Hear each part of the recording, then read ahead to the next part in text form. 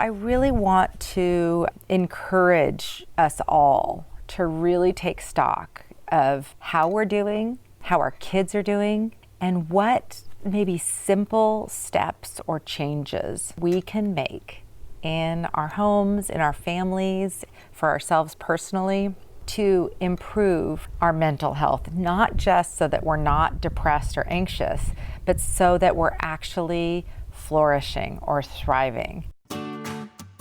Hello and welcome to the Sunshine Parenting Podcast, where each week we talk about ideas for raising kids who become thriving adults. I'm your host, Audrey Monke. Here on the podcast, I share my experiences raising 5 kids who currently range in age from 16 to 26 and working with thousands more as a summer camp director over the past 3 decades. I'm the author of Happy Campers, and I frequently do workshops with parents, teachers, and summer camp professionals about social skills, connection, and happiness, topics I researched extensively for my master's in psychology. If you want tools for raising kind, optimistic, self-reliant kids who become thriving adults, you've come to the right place. Hey, Sunshine Parenting listeners, and welcome to episode 157. Doing something different this week, and I'm actually doing a video version of this podcast in addition to the regular audio version. So if you'd like to see the video version, you can just click on the link in the show notes and find it there. So this episode is going to be different from my usual episodes. For those of you who are regular listeners, you know that most of my episodes are interviews with some amazing guests, and I have some really cool ones coming up. But I thought it was time here in mid-September to talk about kind of give a personal update and share some insights. And also I want to invite you to be part of my next book. If you're one of my regular faithful listeners who really enjoy my podcast and my writing, I just have a special invitation for you. So first, personal updates. Probably the thing that's highest on my mind and what I've been hearing from people most about is these fires that are going in California right now. So my summer camp, Gold Arrow Camp, is located on Huntington Lake, and that was a part of California that was very badly impacted by the creek fire. And so last week was incredibly crazy and stressful, as basically you just kind of wait to see what the fire hits and what it misses and which way the winds blow. And to make matters almost even more comical, while my husband, he was reinstated to the volunteer fire department just because of this fire, and went up there with a dear friend who is a battalion chief here in Fresno County. So they were up at the lake helping with the fire response. And I got a call on Tuesday afternoon from our county saying that there was a mandatory evacuation from one point up to my street. So I was home with just 2 of my kids, and it appeared based on the call that we were under evacuation.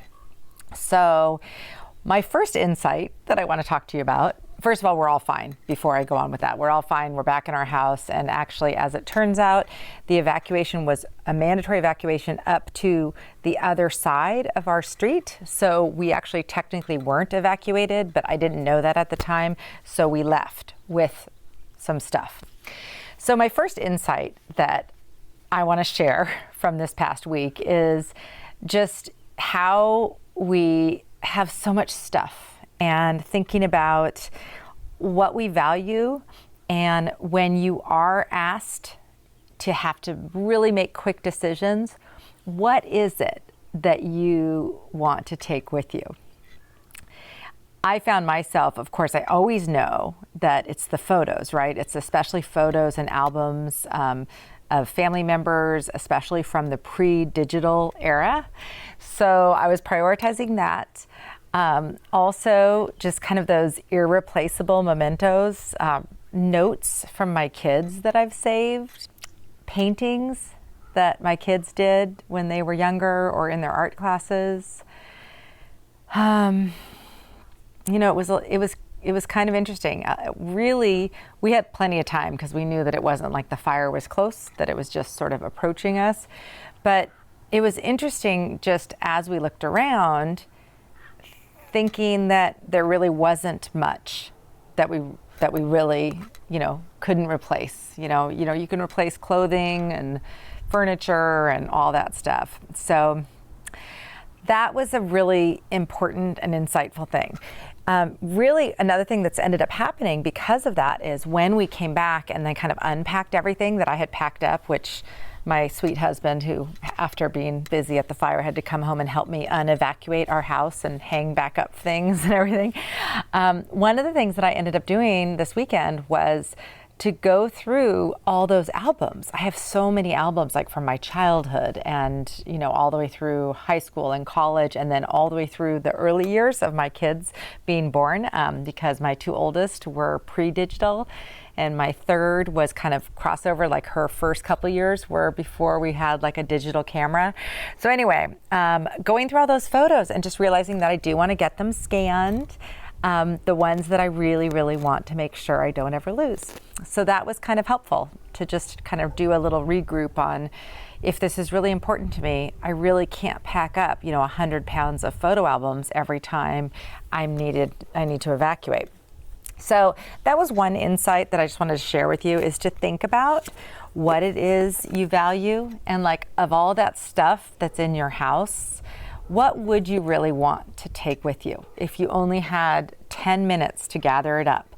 Besides the people and the pets, who are, of course, the most important things, what else is there? And, you start realizing that there isn't anything that would replace those people and those pets. At the same time that I was kind of facing this evacuation and possibly losing both my camp and my home to a fire, I have a friend whose home was robbed really, really badly, where they took even sentimental things, like letters. And that, again, just really makes you step back. She's very philosophical and very resilient about it. And, she was just reinvigorated by hearing the sweet voice of her 2-year-old grandson. But he just, again, was reminded that, wow, we really hold tightly to our stuff, don't we? And it's pretty darn fleeting, because you can lose it in an instant. You can lose, the home that you built and spent all this money on, developing, or whatever you do, all this stuff you do. You can lose your business that you've worked on for 3 decades, in a second. So that has been one insight that I wanted to share with you this week. The second insight that I want to share is just the importance of remembering to prioritize the mental health of ourselves and our kids. Even before this pandemic, we've been in a crisis with anxiety and depression on the rise and teen suicide on the rise. And I think that for many, the pandemic has just exacerbated it and made those pre-existing mental health things even worse. And so I really want to encourage us all to really take stock of how we're doing, how our kids are doing, and what maybe simple steps or changes we can make in our homes, in our families, for ourselves personally, to improve our mental health, not just so that we're not depressed or anxious, but so that we're actually flourishing or thriving. A lot of my research that I did for my thesis in psychology was about youth flourishing or well-being. And I've continued to follow all of the research in the field of positive psychology about really mostly simple things that we can do to just feel better in all areas? And I think sometimes the answers are right in front of us and we already kind of know them. It could be that we just need to exercise a little bit more, or get outside a little more, or find a better community of people where we feel supported. It could be that we just need to spend a little more time on those most important relationships with our spouse or our partner and our children and our parents. So there may be something simple, or it may be something a little more complicated. And, I several years ago was going through a very rough time, just really feeling like unsure of kind of everything that I was doing. And getting therapy was so helpful to help me reframe everything and really think through how I got myself to the point where I am and what I could do to get back to feeling my best and at my best self. So, it takes a lot of work, but I just want to make sure that we're all remembering that way more important than how smoothly online school goes, or even what's going on with our businesses, many of which are really struggling during this time. What's way more important is that mental health of ourselves and the people we love, and making sure that we're prioritizing taking care of that. So my final insight may not apply to everyone listening, but I suspect it might, because if you listen to my podcast, my ideas and my kind of outlook might resonate with you. But if you don't know me well, you may not know that I have been a lifelong overachiever, overworker. So I really like to help other people. I really like to be in community with other people, and I work really hard to make the communities that I'm part of, especially my summer camp, just be as amazing as they can be. And an insight that I've gained, and was helped to gain this by my daughter, who is a similar personality to me, has an equally kind of overachieving bend to her, was to step back and realize that this year and this time and this season is not a time to overachieve. In fact, for some of us, it's a really good time to kind of get the job done and be okay being average.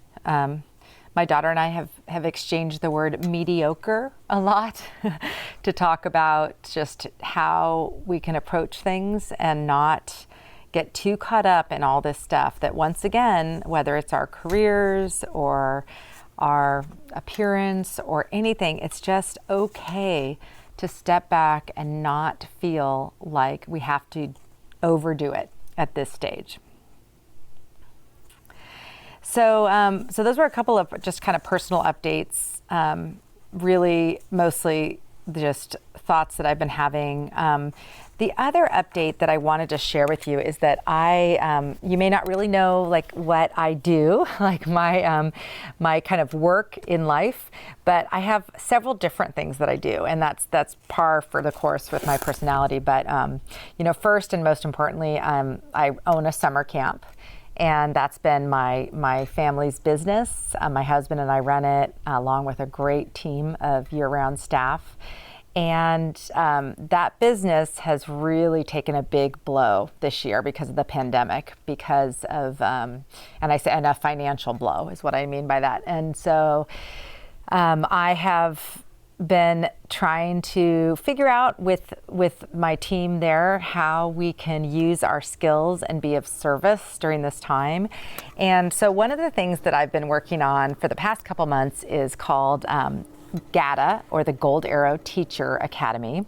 And we've been doing monthly webinars and weekly emails with really great no prep or low prep activities that teachers can do to better connect with their students, whether it's online or live.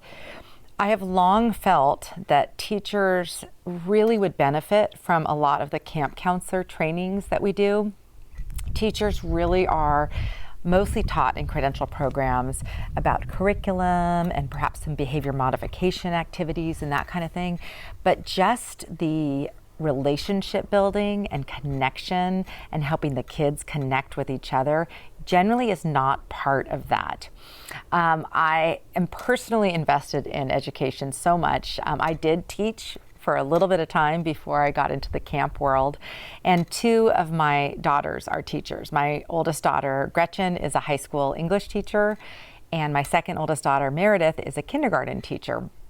Both of them are online this fall, so I am really witnessing firsthand how hard they're working and how this is not what they were made to do, how they really would prefer to be with their kids. That's why they became teachers in the first place. So I'm really excited about GATA and encourage you to check that out if it's something that you would be interested in, or you have a teacher in your life who would be interested in being part of that. But anyway, I digress. So camp is one of my main jobs. And with camp right now, besides doing planning for next summer, we are also offering these webinars and also checking in with our families to see what we can do to support them best during this time, and how we can, be in community with their kids and just help them and provide resources to our parents. The other big arm of what I spend my time on is my website, and specifically this podcast, the Sunshine Parenting Podcast. And I have told people for so long that probably this podcast is my absolute favorite thing to work on and do. And I have consistently put out a new weekly podcast for, I think it's been 3 straight years. I started doing every other week, and then I switched to once a week. But, this is already episode 157. So I've put out 157 episodes, which is really, really fun. And I really enjoy doing it. And of course, I don't do it for the money because I'm not paid to do it. And I haven't really been interested in taking on sponsors, nor have I the bandwidth to figure out how that works. So that I do. And the thing about it is, though, I do pay to have the audio produced. And I have a great producer, John Smoot of JRS Productions. And I also, through my camp, pay for help with the show notes and the kind of backup work of getting each week's podcast up and running. So there is a cost to it beyond my hours of investment. And so that's where I come to this invitation to you. I have set up a Patreon, which I don't ever like asking people for money, but I really want to use Patreon to figure out who out there among you who's listening are kind of my main people. I have had a lot of downloads and a lot of listens, which is really gratifying, but I'm actually more of a personal and in community kind of person. So I'd rather have a small group of people who we have more interaction and back and forth than larger and larger numbers of people who maybe listen, but I don't even really know if you listen to the whole episode or not. So I'm going to put a link in the show notes to my Patreon that I've set up now. And I invite you to join me if you are interested in being part of my ongoing decisions about this podcast, about guests you'd like to see me have on, about the frequency of episodes. I'd also like to invite you to be part of my next book that I've already started writing that is not a parenting book, it's more of a well-being book. And I'm sharing in it the research in positive psychology that corresponds with or doesn't correspond with biblical principles. These are 2 things that I have studied and really enjoy learning about, and I'm kind of putting them in combination to see what we can learn to thrive and be our best selves from this. So I invite you to join my Patreon, and if you'd like to just kind of have a chance to get to know me better on a more personal basis, and hang out in community with me, that's going to be what I'm going to be doing in there. I'm going to start by having you just fill out either a little survey telling me what it is you need most right now and how you're doing and what you're finding helpful. Or you can always just send me an email too. So thank you so much for listening this week. I appreciate you being here. I know that we're all doing our very best right now. And most of the time this year, that doesn't seem to be enough. Things still seem to keep going wrong, regardless of how hard we're working and what we're doing. So I invite you to join me in stepping back and kind of prioritizing, perhaps picking just one project that you want to focus on this fall, whether it's a work-related project or something in your family or a relationship you want to work on. Or maybe it's some kind of something for your own mental health. Whatever it is, I feel like we all need to step back at this point and really prioritize. Because as I've learned in the last week, most of what we do or gather around us will or can disappear. But those things that are really, really important are generally the things that you wouldn't be able to take in a fire. It's more the relationships and the things you've learned and the things you've shared with others. So I wish you the best this week and this month and this year. And I would love to hear from you and hear your insights about what you're doing to make it through this challenging year that seems to keep throwing even more curveballs at us. So take good care. Thank you for listening, and we'll be in touch.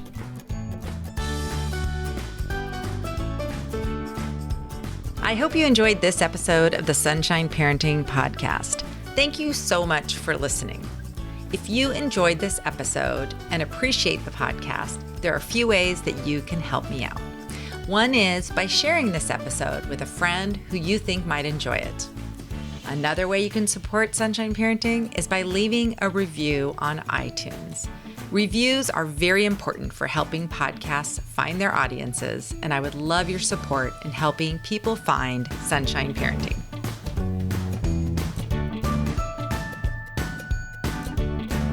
As always, you can find notes, links, and other resources related to today's conversation by visiting my website at sunshine-parenting.com. While you're there, be sure to sign up for my email list so that you don't miss out on any of the great resources I have available for raising thriving kids. Finally, if you enjoy Sunshine Parenting and would like access to some special bonus patron-only podcast episodes and resources, I invite you to join me as a Patreon supporter. You can join for as little as $5 a month as a Sunshine Star supporter, and I would love to be in closer community with those of you who are most interested in the resources and ideas that I have to share. Let's end with a quote from my book, Happy Campers. Creating a close and connected family culture that promotes positive, lifelong relationships is the most important thing we can do for our children. Warm and supportive parent-child relationships, a sense of being loved, and help and support from family members serve as protective factors and increase children's resilience and their ability to face many of life's inevitable challenges. I'm Audrey Monke. Thank you for joining me for the Sunshine Parenting Podcast. Join me again next week for more conversations about raising kids who become thriving adults.